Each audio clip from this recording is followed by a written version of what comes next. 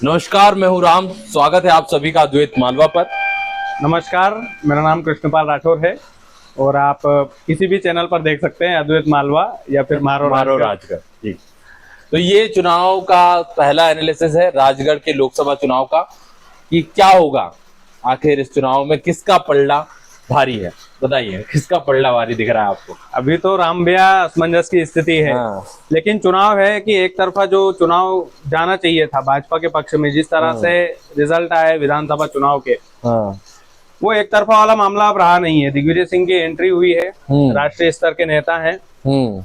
तो हल्के में तो नहीं ले सकते। हल्के मोदी में मोदी कहकर 2 बार चुनाव जीत गए, तीसरी बार मैं चाहता हूं कि तीसरी बार वो वाली स्थिति जो है क्या अब चाहते हैं नहीं कि होगी। अब जीते ना? नहीं, ऐसा नहीं है, भगवान करे तीसरी बार यदि दिग्विजय सिंह को अगर रोडमल नागर जी हराते हैं तो हो सकता है केंद्र में भी एक मंत्री हमारा बने। अच्छा। तो मेरी तो ये सोच है, अच्छा। किसी के प्रति ये भावना नहीं है कि ये हार जाए जीत जाए, सब अपने स्तर पर मेहनत करते हैं। हाँ। लेकिन दिग्विजय सिंह का आखिरी चुनाव है, इमोशनल पॉइंट भी है उनके पास। हाँ। दूसरी चीज ये है कि कहीं ना कहीं इंटरेस्ट तो आ गया है चुनाव में, हाँ।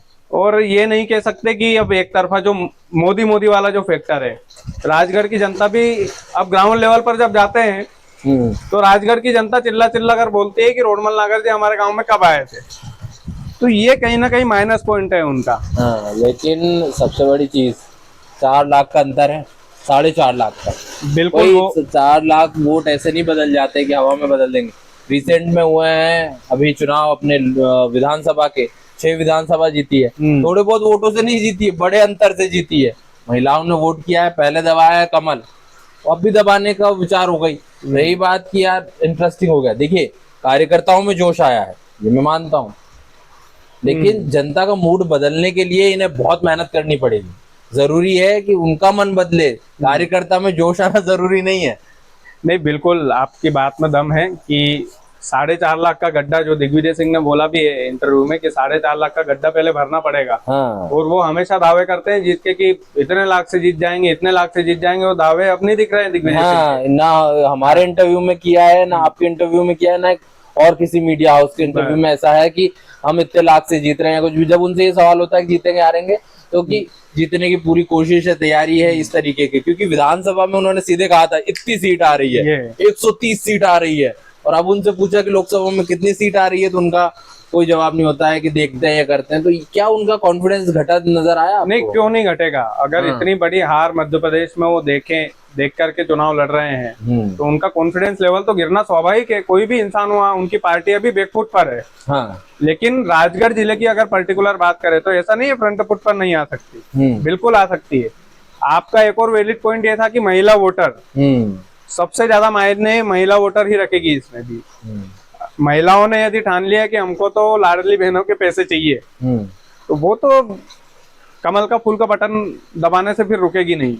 अब दिग्विजय सिंह महिलाओं को कैसे मनाएंगे, दिग्विजय सिंह महिला वोटर्स को कैसे जो है अपने पक्ष में लेकर आएंगे, ये तो आने वाला वक्त बताएगा। मैंने उनकी यात्रा को करीब से देखा, मैं एक पूरे दिन उनकी यात्रा में रहा।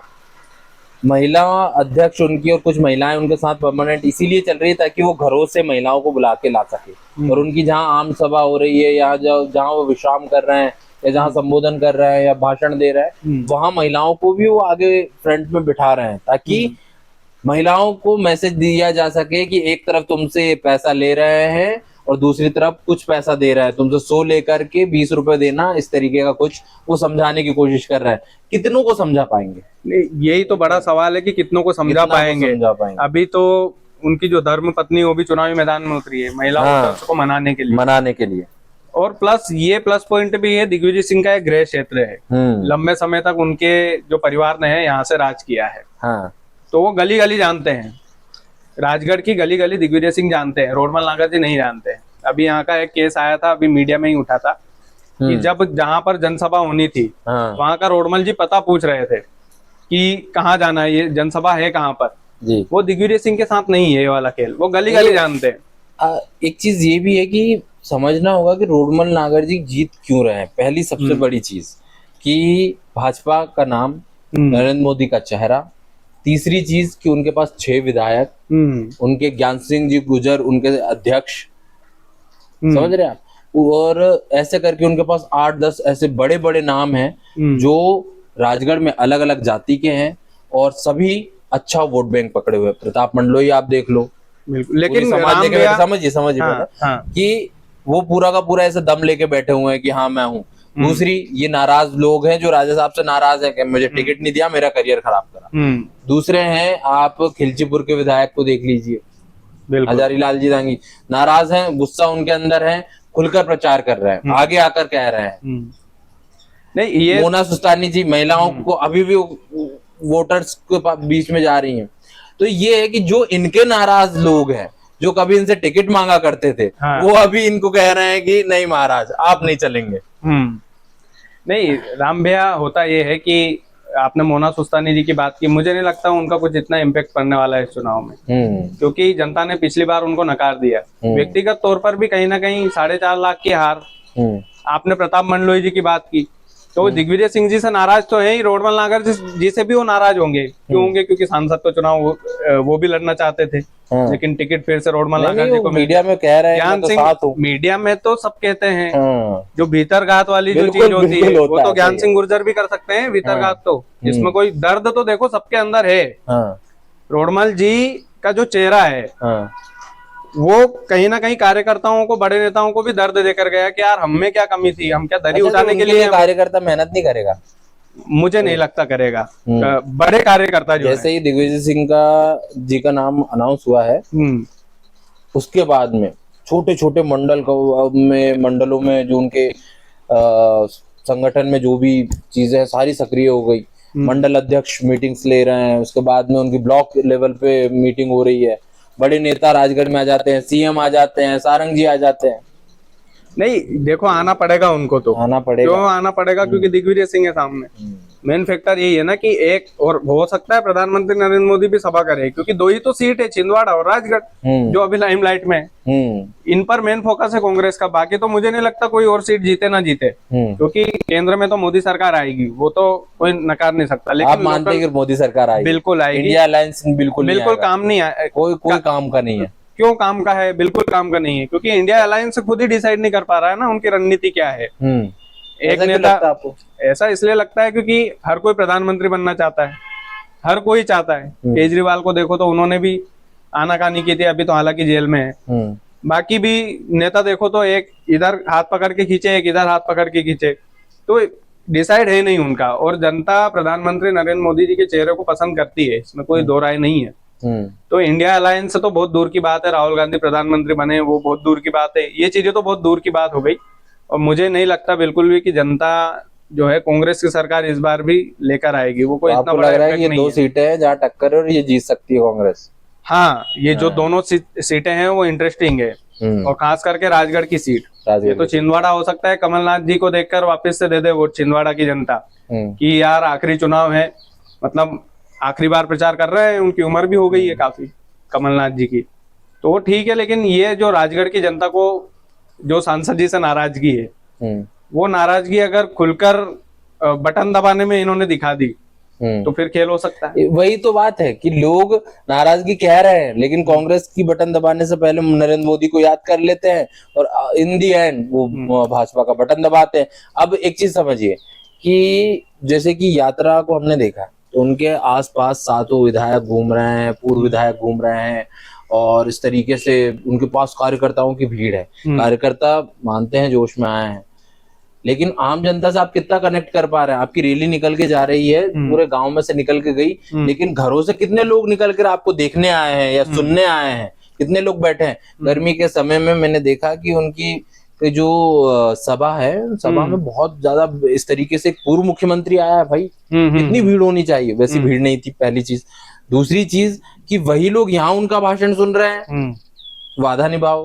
दूसरी जगह भी वही लोग हैं, उनके साथ जो 12 गाड़ियां चल रही हैं, वही 12 गाड़ी दूसरी जगह पहुंच गई, तीसरे गांव में भी पहुंची। तो ये चीज है कि उनकी जो प्लानिंग है ये यात्रा की, उसको भी उन्हें थोड़ा मजबूत करना होगा कि किसी भी तरीके से जनता से और जुड़ा जाए।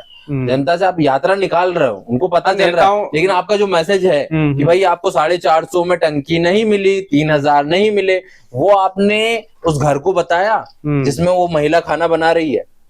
नहीं बिल्कुल, ये क्या है, नेता चमचागिरी से घिरे रहते हैं दिग्विजय सिंह, इसमें कोई दो राय वाली बात नहीं है। उनको दूर रखते हैं, या तो वो पीछे चले, एक डिस्टेंस पे कि भाई आम जनता को मिलने दो और अपन सभी लोग पीछे चलेंगे। बिल्कुल, ये जब क्या विश्राम होता है आप मिलिए, ये उनको प्लान करना चाहिए था, मुझे ऐसा लगता है। क्या होता है राम भैया कि दिग्विजय सिंह जैसा आदमी सड़क पर जब आता है चलने के लिए, हाँ, तो फिर जो छोटे छोटे नेता हैं दिग्विजय सिंह को भगवान मानते हैं कांग्रेस, अरे है ना, तो बिल्कुल राजगढ़ के लिए तो भगवान है कांग्रेस। भगवान यदि पैदल चल रहा है तो नेता लोग की तो इच्छा होगी ना कि यार हम भी दिग्विजय सिंह को देख ले, एक फोटो खिंच जाए, बिल्कुल दिग्विजय सिंह के साथ कुछ पल ये लिखकर हम फेसबुक पर पोस्ट कर दें, हर किसी की इच्छा होती है। सही बात है। तो ये वाली चीज है।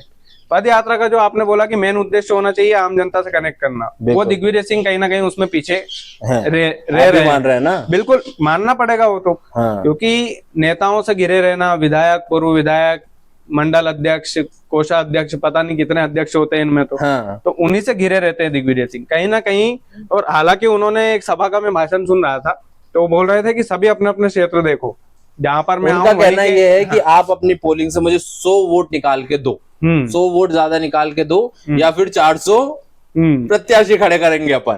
तो मतलब ये है कि ईवीएम का अगर आप नहीं मानते फैक्ट, वो ईवीएम का तो हर इंटरव्यू, हम मेरे इंटरव्यू में बोला है, आपके इंटरव्यू में भी बोला ही है, तो ईवीएम तो उनका टारगेट है ही। उसी के साथ साथ वो कहीं ना कहीं ये चाहते हैं कि बूथ मजबूत, जो भाजपा का था नारा कि मेरा बूथ सबसे मजबूत हो, ये सेम चीज वो कह रहा है कि आप जो भी कार्यकर्ता है, ये अच्छी चीज है कि वो कार्यकर्ता से बात सीधे कर रहे हैं, भाई तेरा बूथ मजबूत होना चाहिए। भाई वो छोटे से छोटे मंडल का अध्यक्ष है तो भी उससे नाम से बोल करके अब लगता है व्यक्ति को कि यार यहाँ का राजा, यहाँ का पूर्व मुख्यमंत्री मुझे नाम से बुला रहा है, मुझे नाम से बुला रहा है, वो जोश में आ रहा है। ये पॉजिटिव है, बिल्कुल ये पॉजिटिव इम्पैक्ट डालेगा भी। और इनके लिए सबसे बढ़िया चीज ये कि इनके पास प्रचारक बहुत है बीजेपी के पास, और आरएसएस भी कहीं ना कहीं बैक एंड से काम करती है हमेशा। विश्व हिंदू परिषद की गांव में टोलियां एक्टिव हो गई है, आरएसएस की शाखाएं और तेजी से लगने लगी है। अचानक से जैसे ही चुनाव आ रहा है वो बहुत तेजी से काम कर रहे हैं, तो वो उनको ऑब्वियसली फायदा देगा, बिल्कुल फायदा देगा। एक ये चीज राम मंदिर के इसमें नहीं गए, ये उद्घाटन में नहीं गए, छोटे छोटे जो नेता होते हैं, कार्यकर्ता होते हैं, वो लोगों में उस चीज को सर्कुलेट करते हैं। नहीं, मुझे लगता है राम भैया की राष्ट्रीय मुद्दों पर राजगढ़ का चुनाव दिग्विजय सिंह को लड़ना ही नहीं चाहिए। राष्ट्रीय मुद्दे सब मोदी जी के पक्ष में है। एग्जैक्टली। उनको चुनाव लड़ना चाहिए रोडमल जी के चेहरे पर। उनको सवाल पूछना चाहिए कब आए थे, उनको सवाल पूछना चाहिए आपके सांसद जी दुख और सुख में कब आए थे आपके यहाँ पे। उनको सवाल पूछना चाहिए कि सांसद रोडमल नागर ने राजगढ़ जिले के लिए क्या किया, जो सवाल मैंने पूछा था उनसे। तो इस तरह के सवाल यदि वो रोडमल जी के चेहरे पर चुनाव लड़ेंगे तो उनको फायदा होगा। राष्ट्रीय मुद्दों पर कुछ नहीं होने वाला है, भले वो एक राष्ट्रीय स्तर के नेता हैं, लेकिन अभी उनको जरूरत है कि वो रोडमल नागर जी की छवि खराब करके चुनाव जीत सकते हैं। सबसे बड़ी बात आपने कह दी कि वो राष्ट्रीय स्तर के नेता हैं, लेकिन उन्हें राजगढ़ का नेता बन करके बात करनी पड़ेगी। ये बात मैं बिल्कुल सही बात कह रहा हूँ। ये अगर वो करेंगे तो वो डेफिनेटली कुछ ना कुछ हो सकता है, मिरेकल हो सकता है। चुनाव एक तरफा नहीं, मतलब मिरेकल हो सकता है, मतलब मिरेकल वो जीत नहीं रहे हैं, आप ये कहना चाह रहे हैं क्या? दिग्विजय सिंह देखो अभी तो कह नहीं सकते, अभी तो माइनस में चल रहे हैं फिलहाल। दिग्विजय सिंह का मैं बोल रहा हूँ ग्राउंड लेवल पे भले ही नारे लगा लो, महिला वोटर से कौन जाकर पूछ रहा है। हमारा जो एग्जिट पोल था आपने भी देखा, पूरे जग ने हंसी उड़ाई उसको। तो मैं तो इसमें क्या होता है, महिला वोटर्स से कोई जाकर नहीं पूछ रहा है, ना हम जाकर पूछ रहे हैं, ना कोई भी महिला वोटर से मेन है इसमें। ये जो चर्चा है ये काफी लंबी हो सकती है, घंटों हम इस पर बात कर सकते हैं, क्योंकि राजगढ़ की राजनीति बड़ी गजब है। आप बने रहिए अद्वैत मालवा पर, बने रहिए मारो राजगढ़ पर। पूरा चुनाव विस्तार से कवर करेंगे हमारे केपी राठौर साहब और उनके साथ हम। तो बने रहिए और देखते रहिए अद्वैत मालवा। बहुत बहुत धन्यवाद।